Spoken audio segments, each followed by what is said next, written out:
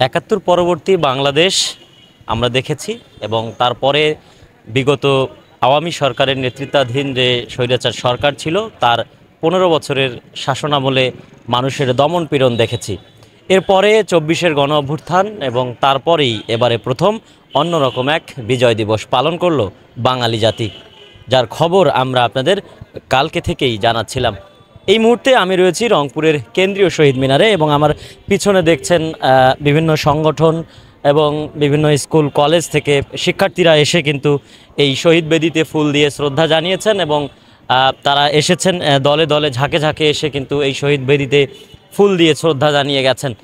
যদি আপনাদের একটু জানিয়ে রাখি, গতকাল রাতে জাতীয় পার্টির পক্ষ থেকেও ফুল দেওয়া হয়েছে এবং আমরা দেখেছি আজকে সকালবেলা সরকারিভাবে ফুল দিয়ে শ্রদ্ধা নিবেদন করা হয়েছে। পুলিশের পক্ষ থেকে তোপধ্বনির মাধ্যমে প্রোগ্রামের সূচনা করা হয়েছে এবং এরপরে শহীদ পরিবারদের জেলা শিল্পকলা একাডেমিতে পুরস্কৃত করা হয়েছে, তাদের সংবর্ধনা দেওয়া হয়েছে এবং এই মুহূর্তে আরও অন্যান্য যে শিক্ষা প্রতিষ্ঠানগুলি রয়েছে সেগুলি থেকে শিক্ষার্থীরা আসছেন, বিভিন্ন রাজনৈতিক, সামাজিক, সাংস্কৃতিক ক্রীড়া সংগঠনগুলি আসছে। তাদের ফুল দিয়ে শ্রদ্ধা নিবেদন শেষে তারা তাদের মতো নেতাকর্মীদের নিয়ে কথা বলছেন।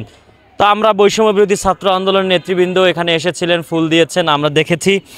তারাও জানিয়েছেন যে তাদের নতুন যে যুগপথ আন্দোলনের সূচনা সেটির বিজয় দিবসের, আজকের বিজয় দিবসের এই শপথের মধ্য দিয়েই আগামী দিনে তাদের যে কর্মসূচির অঙ্গীকার সেটিকে আরও ভালো পথ নিয়ে আসবে। এই মুহূর্তে আমি একজনের সাথে একটু কথা বলতে চাই। বৈষম্যবিরোধী ছাত্র আন্দোলন রংপুর জেলার যুগ্ম আহ্বায়ক বেলাল রয়েছেন। একটু যদি জানতে চাই, এবারের ২৪-এর বিজয় দিবস কেমন উদযাপন করলেন, আগামী দিনের প্রত্যাশা কি? দেখেন, আমরা ১৯৭১ সালে মহান মুক্তিযুদ্ধের মাধ্যমে আমরা একটা স্বাধীন সার্বভৌম দেশ পেয়েছি, কিন্তু আমরা কিন্তু সবসময় বৈষম্যের বিরুদ্ধে লড়াই করেছি। কিন্তু আমরা স্বাধীনতা পরবর্তী সময় দেখতে পাচ্ছি বিগত ১৫টি বছর ধরে ফ্যাসিস্ট সরকার আমাদের সবার ক্ষেত্রে বৈষম্যের শিকার হয়েছে। তারই ফলপ্রেক্ষিতে আমরা ২৪-এর গণ অভ্যুত্থান সংগঠিত হয়েছে এবং ২৪-এর গণ অভ্যুত্থান পরবর্তী সময়ে আমরা একটি নতুন বিজয় দিবস পালন করছি ১৬ই ডিসেম্বর। আমরা সবসময় বলতে চাই, আমরা সবসময় বৈষম্যের বিরুদ্ধে, স্বাধীনতা দিবস যখন হয়েছিল, স্বাধীন যখন হয়েছিল দেশ, তখনও বৈষম্যের বিরুদ্ধে মানুষ লড়াই করেছিল। আমরা সবসময় দেখেছি বাঙালি জাতি একতাবদ্ধ থাকতে পছন্দ করে, তারা সকল অন্যায় এবং অনিয়মের বিরুদ্ধে সবসময় সদা জাগ্রত থাকে। ২৪ দিনের প্রত্যাশা কি আছে আপনার? আগামী দেশের প্রত্যাশা সকল নাগরিকের অধিকার নিশ্চিত করতে হবে, সকল ক্ষেত্রে বৈষম্যহীন থাকতে হবে এবং নতুন বাংলাদেশ নির্মাণের তরুণ, বৃদ্ধ, বয়োবৃদ্ধ এবং সকলকে নিয়ে আমরা এগিয়ে যেতে চাই। ধন্যবাদ আপনাকে। আমরা কথা শুনছিলাম একজন বৈষম্য বিরোধী আন্দোলনের একজন নেতার সঙ্গে। একজন রয়েছেন যিনি সাংবাদিকতা করেন এবং মহিষী একজন নারী বলা চলে যাকে, তিনি বিভিন্ন ক্ষেত্রে অবদান রেখে চলেছেন। একটু যদি আপনার কাছে আজকের স্বাধীনতা দিবস, আজকের বিজয় দিবস আপনার কাছে কি মনে হচ্ছে যদি একটু জানতে চাই। জুলাই বিপ্লবের পর থেকে আসলে আমরা অনেক কিছুই দেখেছি। সরকার পতন হয়েছেন, নতুন করে নতুন নব বাংলাদেশ আমরা পাচ্ছি। তো এই বাংলাদেশে প্রথম বিজয় দিবস পালিত হচ্ছে। সেই বিজয় দিবসে আসলে খুবই একটা ভালো লাগা কাজ করছে। আর সংস্কারের যে দায়বদ্ধতা নিয়ে বাঙালি নতুন যে চেতনায় এগিয়ে যাচ্ছে, আশা করি যে আগামীতেও এভাবে এগিয়ে যাবে। জুলাই চেতনাবোধ থেকেই আসলে একটা বিপ্লব আসে প্রয়োজনে। এই প্রয়োজনবোধটা আমাদের সর্বক্ষণই থাকবে এবং ভবিষ্যতেও এই বিজয়ের আকাঙ্ক্ষা থাকবে যে আমরা একটা সঠিক বাংলাদেশকে এগিয়ে নিয়ে যেতে পারবো।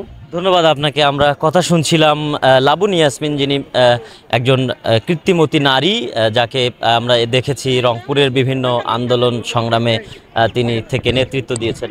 এবং এর পাশাপাশি যদি জানিয়ে রাখি যে আমরা কিন্তু সকাল থেকেই দেখেছি বিভিন্ন সংগঠনগুলি এসেছে এবং ফুল দিয়ে শ্রদ্ধা নিবেদন করেছে। আর যদি একটু আপনাদের আরেকজনের কাছে একটু কথা বলতে চাই, যিনি ব্লাড কালেকশন, ব্লাড ডোনেশন নিয়ে কাজ করেন। তো আপনারাও এই বিজয় দিবসে আসলে এই বিজয় দিবসের মধ্য দিয়ে কি ঘোষণা দিতে চান? কারণ রক্তের যে দেয়া, সেবা দেয়া, এটি কিন্তু সবচেয়ে বড় একটা উদ্যোগ। তো আজকের এই বিজয় দিবসে আপনাদের প্রত্যাশা কি? আসলে আজকের এই বিজয় দিবসটা নতুন স্বাধীনতা পরবর্তী এর মর্মার্থটাই আলাদা। আজকে দেখেন আপনারা সবাই এখানে শিশু, বালক, বালিকা, বয়োবৃদ্ধ সবার একটা মিলন মেলায় পরিণত হয়েছে। মনে হচ্ছে যে এটাই আসলে আসল বাংলাদেশ, এটাই আমরা এরকমটাই পরবর্তীতে দেখতে চাই। আমি আসছি Rangpur blood donation and voluntary অর্গানাইজেশনের পক্ষ থেকে। আমাদের সংগঠনের পক্ষ থেকে আমরা আজকে ৭১-এর বীর শহীদদেরকে শ্রদ্ধা জানানোর জন্য এসেছি এখানে। তা আমরা চাই সবাই যেন রক্তদানে উৎসাহিত হয়। প্রতিদিন অনেক রক্তের প্রয়োজন। আমরা এই জন্য সবাইকে সচেতনতা করতেছি আমাদের সংগঠনের পক্ষ থেকে, এবং আমি রংপুরবাসীকে আহ্বান করব আপনারা সবাই রক্তদানে উদ্বুদ্ধ হন এবং সচেতন হন।